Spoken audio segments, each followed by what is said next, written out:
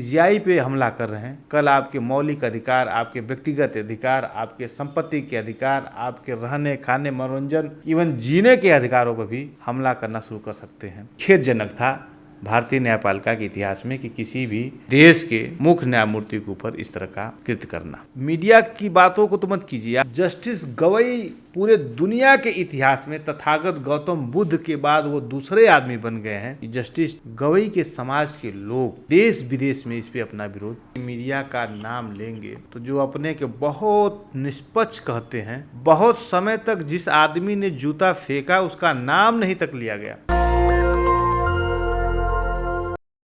UP के रायबरेली से लेकर दिल्ली के सुप्रीम कोर्ट तक दलित महफूज नहीं है। लगातार हमले हो रहे हैं और अब खबर आ रही है कि हरियाणा में एक दलित आईपीएस को सुसाइड करना पड़ा जातिवाद के चलते। तो लगातार जिस तरीके से देश भर में एट्रोसिटी बढ़ती जा रही है, आज़ादी के 70-75 साल बाद भी आज भी दलितों की हालत बद से बदतर है। अगर आप सुप्रीम कोर्ट में जज भी बन जाते हैं तब भी लोग जो है उनको पचा नहीं पा रहे हैं। तो जो व्यवस्था हज़ारों साल पहले थी उसी के तहत चाहते हैं, जो आजकल खासकर जो सरकार है आरएसएस की सरकार, बीजेपी की सरकार, वो चाहती है कि दलित मुख्यमंत्री बने, सीएम बने, लेकिन वो अपने लोगों का भला न कर पाए। यही मामला सीजीआई साहब के मामले में देखने आया है, क्योंकि उन्होंने सुप्रीम कोर्ट में जो एम्प्लॉय है उसमें आरक्षण लागू कर दिया था। असल वजह ये भी बताई जा रही है जो हमला हुआ था, लेकिन उसके पीछे कई चीज़ें और बताई जा रही हैं। सर क्या कहेंगे, जिस तरीके से लगातार हमले बढ़ते जा रहे हैं, एट्रोसिटी बढ़ती जा रही है, रायबरेली में हरिओम हो या दिल्ली में सुप्रीम कोर्ट में सीजीआई गवई साहब हो, मानसिकता एक ही है और हमला करने वाले भी एक ही है। देखिए, आज से जब पृथ्वी की उत्पत्ति हो रही थी 3.8 अरब वर्ष पहले, तो कोशिका का निर्माण हो रहा था, तो उसके साथ साथ वायरस भी था। मानव बढ़ता गया, प्रगति करती गई, अपनी सुविधाओं को लेते बढ़ता गया। समुद्र में जीवन शुरू हुआ, पेड़ पौधों तक आया, गांव गिराव तक आया, उसके बाद आप शहर में आए, लेकिन असमानता ने साथ नहीं छोड़ा, वह वायरस ने साथ नहीं छोड़ा। और उसी का नतीजा है कि हम और आप आज जो घटनाक्रम आप कह रहे हैं, तो जस्टिस गवई पूरे दुनिया के इतिहास में तथागत गौतम बुद्ध के बाद वो दूसरे आदमी बन गए हैं जिन्होंने अपने ऊपर हमला हुआ फिर भी उसे क्षमा किए, उस पर कोई कानूनी कार्रवाई करने का कोई आदेश नहीं दिए। तो मैं समझता हूँ कि यह धम्म की जीत है, ये पंचशील की जीत है। गवई साहब की उच्च मानसिकता, उच्च बौद्धिकता और तथागत गौतम बुद्ध उस परिपाटी का जीत है जिन पर तथागत गौतम के ऊपर भी हमले होते थे, लेकिन उनकी करुणामयी छाया, उनकी करुणामयी दया, उनकी मैत्री, उनकी संधि, उनका ज्ञान, उनका प्रज्ञा ने अपने शत्रुओं को भी वो क्षमा किए थे। तो मैं समझ सकता हूँ कि गवई जी के पिताजी, माताजी इस देश में समानता का अधिकार देने वाले डॉक्टर भीमराव अम्बेडकर के साथ बौद्ध धर्म अपनाए थे। उस बौद्ध धर्म की जो सील है, पंचशील है, 10 सील है, उसका वो प्रत्यक्ष उदाहरण बनेंगे और पूरी दुनिया में न्यायिक इतिहास में justice BR Gavai, chief justice of India ने एक कीर्तिमान स्थापित किया गया है। हजारों साल तक गवई साहब को इस काम के लिए याद किया जाएगा। उन्होंने माफ़ कर दिया, ये उनका बड़प्पन है, लेकिन इसका असर समाज पे क्या पड़ेगा? वो दिल्ली में है, सुप्रीम कोर्ट के जज हैं, सीजीआई हैं, लेकिन उनके पास प्रिविलेज भी है, सिक्योरिटी भी है, लेकिन दूर दराज में जिसको जाति के नाम पर प्रताड़ित किया जा रहा है, क्या उनके लिए नज़ीर पेश नहीं करना चाहिए था? देखिए, आप सही माने तो पूरा अधिवक्ता समाज जिसमें सरकार के वकील हों, चाहे विपक्ष के वकील हों, चाहे अटॉर्नी जनरल हों, या एक सामान्य सा अधिवक्ता जो है, इस कृत्य से व्यथित है। आपको जानना चाहिए कि यदि कोई अधिवक्ता ला करने के बाद वो प्रैक्टिस में सीधे आ जाता है तो वह न्यायालय के प्रति बहुत सम्मान रखता है। लेकिन जो लोग कहीं से सर्विस करके आ जाते हैं, रिटायरमेंट के बाद आ जाते हैं, तो उनकी मानसिकता कुछ कोर्ट के प्रति कैसी होती हो तो मैं नहीं समझता हूँ, लेकिन वो ठीक ठीक व्यवहार नहीं करते हैं। वो अगर डिस्ट्रिक्ट कोर्ट में हैं तो वहाँ पे रोज स्ट्राइक, वहाँ पे रोज उपद्रव, जहाँ भी है उनका आचरण एक जो बार एंड बेंच के रिलेशन वाला है उसमें सम्यक नहीं होता है। आपका प्रश्न है कि इसका समाज पे क्या असर पड़ा हुआ है। मैं जानता हूँ कि घर के मुखिया को यदि कोई आदमी, मैं गांव में रहने वाला हूँ, घर के मुखिया को कोई आदमी कुछ कह दे तो उस घर के जितने सदस्य होते हैं वे लोग लाठी डंडा या जितना भी कुछ होता है उसे लेकर जाकर उसके साथ खड़े हो जाते हैं। और मैं देख रहा हूँ कि जस्टिस गवई के समाज के लोग देश विदेश में इस पे अपना विरोध, अब कह रहे हैं मतलब लोग उनके समर्थन में लठ लेके आए। हाँ, उनके समर्थन में मैं लठ का तो नहीं पैरोकार हूँ। मैंने जो बात को आप दो मत कीजिए, मैंने कहा लेकिन जिस तरीके से अपमान हुआ है, भावनाएं तो आहत हुई है ना। भावनाएं उनकी आहत हुई हैं। भावनाएं और श्रद्धा और लोगों की आस्था का जो प्रश्न होता है, मैं अपनी बात जो शुरू किया था मानो उसको मैं थोड़ा सा आपके उसी में रोक लिया। जब ये शुरुआत हुई थी मानव विकास का, बायोलॉजी का छात्र हूँ, आर्किमिडीज को भी जानता हूँ, डार्विन को भी जानता हूँ, एवोल्यूशन थियरी भी जानता हूँ, और डीएनए को भी जानता हूँ, आरएनए को भी जानता हूँ।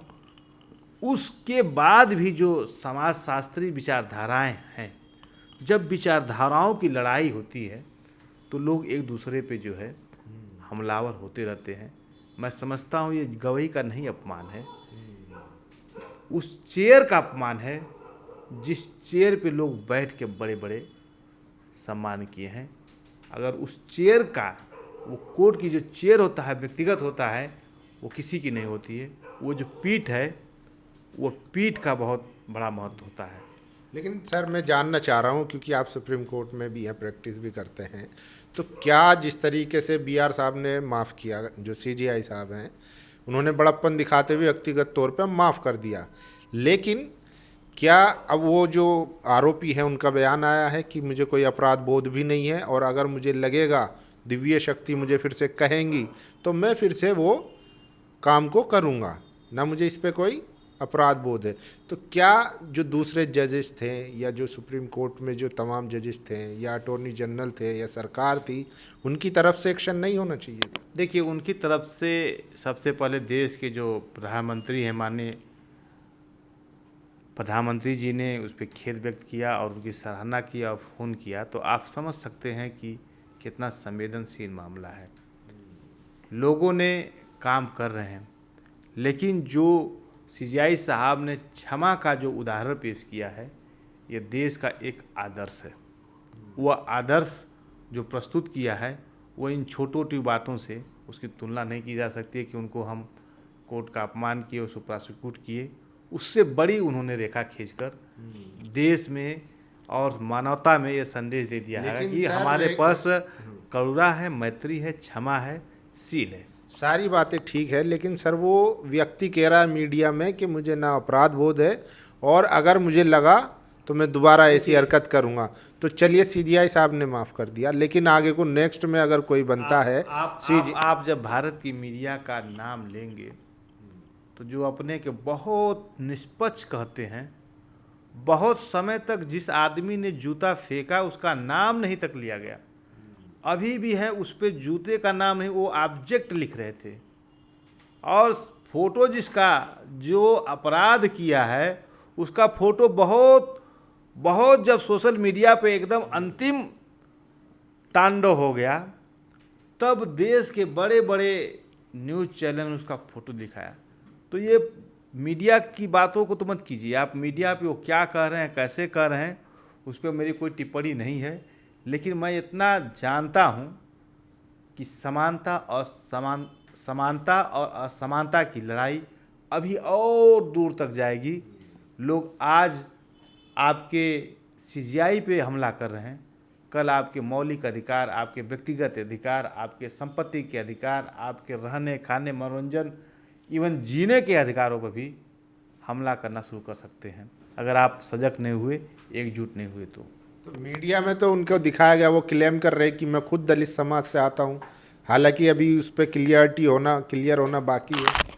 देखिए, अब वो कहना, लेकिन डॉक्टर भीमराव अम्बेडकर अपने समाज को कितना बड़ा अधिकार दिए थे, लेकिन उनको भी हराने वाला कौन था? उन्हीं के समाज का था।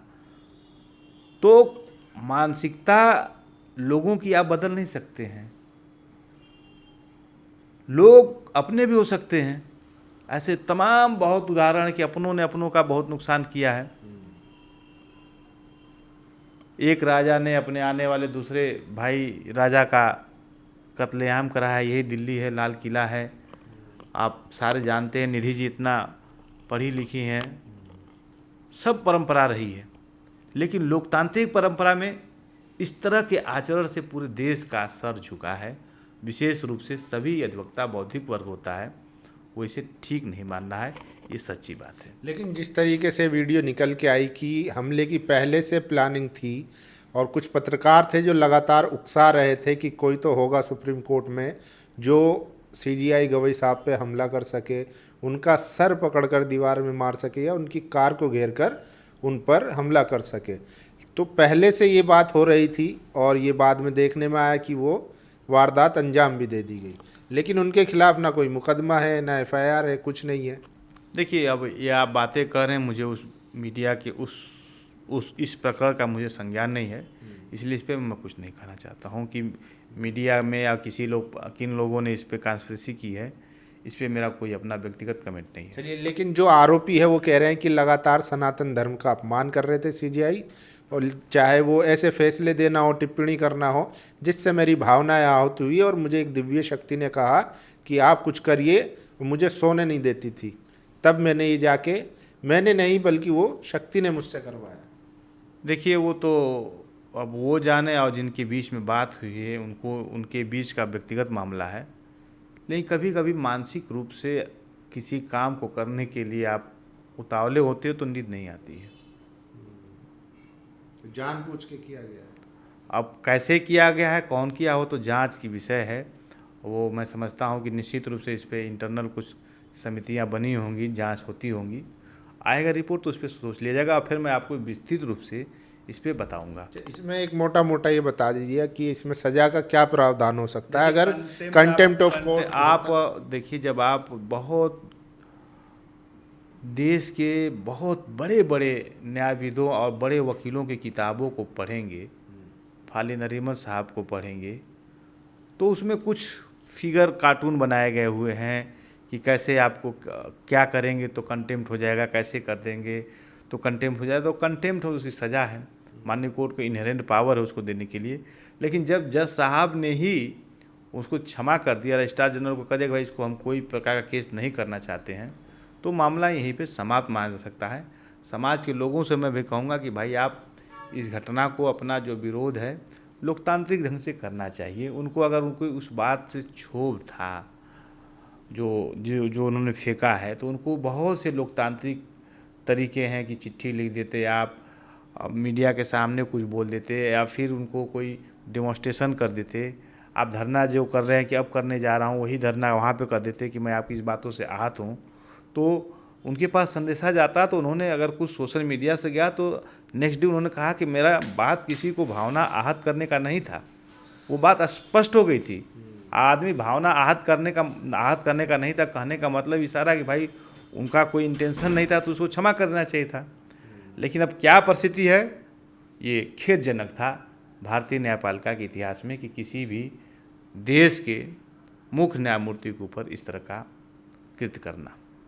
चलिए, शुक्रिया हमसे बात करने के लिए। तो ये थे सुप्रीम कोर्ट के वकील गौरव यादव जी, जो बारीकी से कानूनी समझ रखते हैं।